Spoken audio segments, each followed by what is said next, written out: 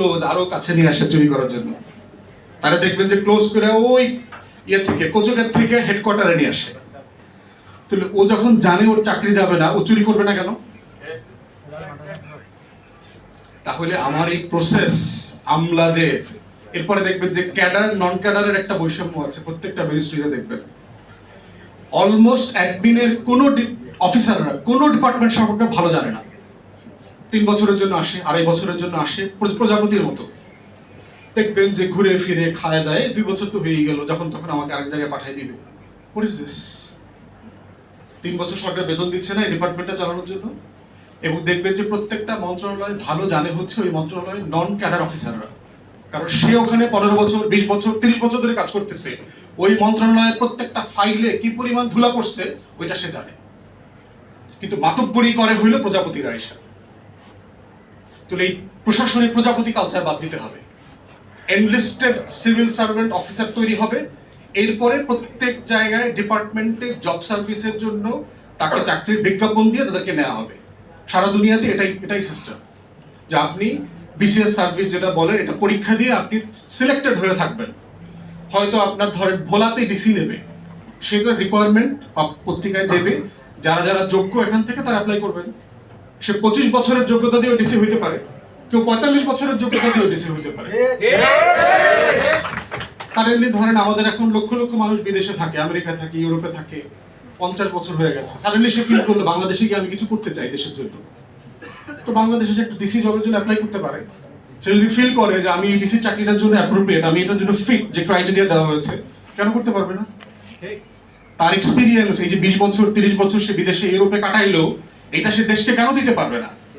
এরপরে দেখবেন যে দ্বৈত নাগরিকের আরেকটা বাটপারি শুরু করছে এরা।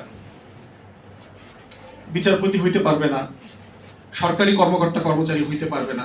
এটার একটা বড় জায়গা হচ্ছে দেখবেন রিসেন্টলি আপনারা দেখছেন না, 12 বছর 13 বছর আগে বিসিএস এর অফিসারদেরকে ফিরায় নিয়ে আসছে বিজ্ঞাপন দিয়ে দিয়ে। এদেরকে যেন ফিরে আসতে না পারে, আমাকে একজন বিশ্বস্ত সূত্রে কয়েকজন অফিসার বলছে অ্যাডমিনরা এই প্রভিশনটা করছে হলো এই কারণে। কারণ ধরুন বুয়েট থেকে পাস করছে, যে বিসিএস এ ফার্স্ট হয়েছে একটা ছেলে, আপনারা দেখছেন না, সে কোরআনে হাফেজ, এই কারণে তাকে বিসিএস এ নাই। ও তো আমেরিকাতে চলে গেছে অথবা ইউরোপে চলে গেছে, একটা ভালো জব করে, ইউরোপিয়ান সিটিজেন হয়ে গেছে। এখন ও চাইলে কি ফিরতে পারবে? কিন্তু ওর 12 বছরের একটা এক্সপিরিয়েন্স হয়ে গেছে না ইউরোপিয়ান একটা কোম্পানিতে জব করার। অ্যাডমিনের ক্যাডাররা ইচ্ছা করে এই প্রফেশনটা করেছে যেন এরা কেউ সার্ভিসে ফিরে আসতে না পারে। তো বাংলাদেশে আপনি আইন করেছেন, নাগরিকত্ব আইন আছে, যে বাংলাদেশের নাগরিকরা অন্য দেশে দ্বৈত নাগরিকত্ব নিতে পারবে। তো নিতে পারলে তার টাকাটা আপনার ভাল লাগে, কিন্তু তার সেবাটা ভাল লাগে না আপনার। দ্বৈত নাগরিকের টাকা নিব না, এরকম একটা আইন করে দেন না পারলে।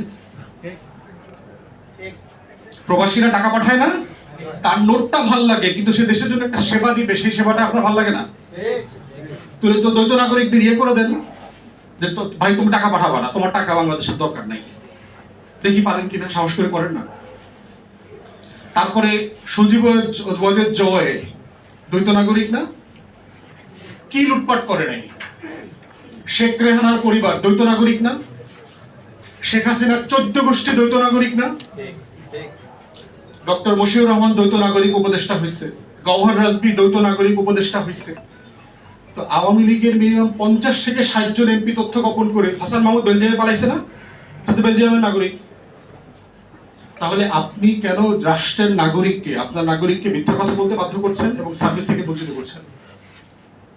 অতএব যেখানে যেখানে বৈষম্য আছে রাষ্ট্রের, এই প্রত্যেকটা বৈষম্যের বিরুদ্ধে কথা বলে রাষ্ট্রটাকে, কলোনিটা যে সাবকওলা দলিল করে রেজিস্ট্রেশন করা হয়েছিল 71 সালের 17 এপ্রিল প্রবাসী সরকারের ঘোষণাপত্রে, সেই রাষ্ট্রটা আমরা ফেরত চাই। এটাই রাষ্ট্রের গত জুলাই এবং আগস্ট অভ্যুত্থানের তরুণরা রক্ত দিয়ে আবার বলে গেছে যে 17 এপ্রিলের বৈষম্যহীন বাংলাদেশ গড়বার, গণপ্রজাতন্ত্র গড়বার যে রাষ্ট্রের ওয়াদা ছিল, সেই ওয়াদা আমরা ফেরত চাই। এজন্য রক্ত দিয়ে গেলাম। আবু সাইদদের এটাই হচ্ছে কাজ। তো আমি আপনাদেরকে, আয়োজকদেরকে ধন্যবাদ জানাচ্ছি, আপনারা এই আন্দোলনটা করছেন। এই আন্দোলনের সাথে আমি একাত্মতা প্রকাশ করছি আবারও। এবং চাকুরিতে কোনো জায়গাতেই কোনো বয়স দরকার নাই। অ্যাসিস্ট্যান্ট সেক্রেটারি হইতে কি মেধা লাগবে ক্রাইটেরিয়া ঠিক করেন, সিনিয়র অ্যাসিস্ট্যান্ট সেক্রেটারি হইতে কি লাগবে সেটা ক্রাইটেরিয়া ঠিক করেন, deputy secretary, joint secretary, non cadre, যত ক্যাডার আছে আপনি জব ডেসক্রিপশন ঠিক করেন। জব ডেসক্রিপশনের উপরে ছেলেপেলেরা অ্যাপ্লাই করবে, চাকরি পাবে। আর একটা কথা হচ্ছে, বেকারদের কাছ থেকে প্রত্যেকটা চাকরির ফর্মের নামে যে টাকা নেন, খুবই অন্যায্য কাজ। যে মানুষটা ছেলেপেলেরা মাত্র পাশ করে বের হইছে, তার খাবারের টাকা নাই, থাকার জায়গা নাই, বাবা মা গরিব মানুষ, টাকা দিতে পারছে না, তাকে প্রত্যেকটা ফর্মে 1000 টাকা, 1200 টাকা, 1500 টাকা। What is this? আপনার কোম্পানিতে লোক লাগবে, আমি কেন টাকা দিব? আমি তো মেধাই দিব। এটা অযৌক্তিক কথা। আপনি আপনার পরীক্ষা আপনি অ্যারেঞ্জ করবেন, আপনি কিভাবে নেবেন না নেবেন। আমি যে পরীক্ষা দিতে গেছি, আমার তো গাড়ি ভাড়ার টাকাটা আপনার দেওয়া দরকার ছিল। আমি কুড়িগ্রাম থেকে আসছি, যাওয়া আসা, একদিন থাকা, আমার তো 2000 টাকা এক্সট্রা খরচ হয়েছে। এই প্রত্যেকটা অন্যায্যতাকে বাংলাদেশ থেকে বিতাড়িত করতে হবে। এটাই হচ্ছে নতুন বাংলাদেশ গড়বার আমাদের স্বপ্ন। সেই স্বপ্নের যে রক্ত ঢালা পথ, সীসা ঢালা প্রাচীরের মতো করে তৈরি করে দিয়ে গেছে আমাদের শহীদরা গত 2 মাসে, আমরা সেই শহীদদের রক্তটাকে, অবদানকে, তাদের ত্যাগকে কন্টিনিউ করব ইনশাআল্লাহ। আন্দোলনকে নিয়ে যাব। নতুন বাংলাদেশের প্রত্যেকটা রন্ধ্রে রন্ধ্রে যে বৈষম্যের ছোপ পড়ে আছে, এই ছোপ রক্তমাখা বৈষম্যগুলোকে আমরা খুলে ফেলবো এবং নতুন গণপ্রজাতান্ত্রিক বাংলাদেশ গড়ব। সেই প্রত্যাশায়, সেই আন্দোলনে সবাই শরীক থাকবেন। সবাইকে ধন্যবাদ।